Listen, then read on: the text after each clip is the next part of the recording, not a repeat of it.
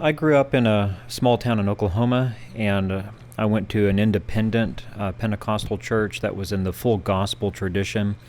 There are various traditions of Pentecostalism, and this one did not belong to any denomination, though it would be very similar to the Assemblies of God or the Pentecostal Holiness Church. And my father was the pastor of that church. His father was a Pentecostal pastor before him. Oh, really? Your grandfather And was a his pastor? father was a Pentecostal pastor before him, and then I became one. You're fourth generation. As fourth generation, maybe five. I'm not Yeah. sure if it's five, but certainly fourth generation Pentecostal pastor. Now, I'm asking this not to poke fun or for any ill intent, but in different traditions, are there different levels of kind of credentialing and ordination for Pentecostalism? Because I imagine in some, Right. especially out on the frontier in ages past, somebody might just decide to be a pastor one day, whereas Yes. in others there might be a rather elaborate process.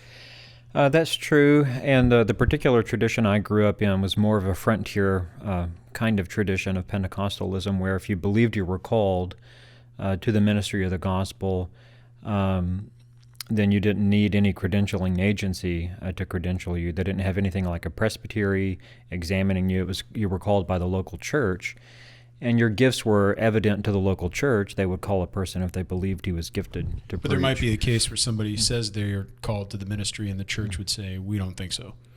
Yes, Okay. and there are cases like that, Yeah. for sure. Now, I eventually went into a denomination known as the Pentecostal Holiness denomination, which has a Wesleyan background. So they believed in justification, they believed in entire sanctification, like John Wesley taught, as a subsequent gift received after justification, and then they believed in the baptism of the Holy Spirit as a third gift. So they had three steps, or three different graces.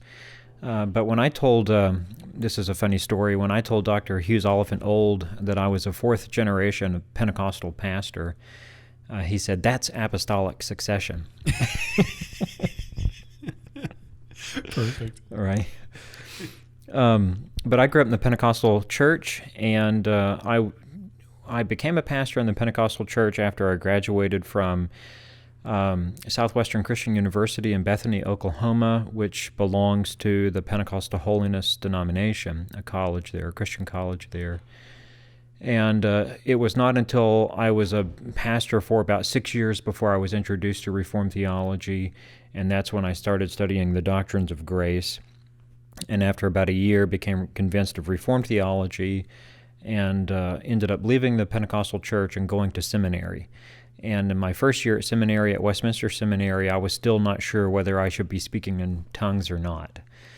So first semester is when I made the transition out of Pentecostalism. I had left, I had already embraced the doctrines of grace and had become Calvinistic in terms of my soteriology, but I had not thought through the doctrine of the Holy Spirit yet and the gifts of the Spirit, and was not even sure what cessationism was or continuationism was or is.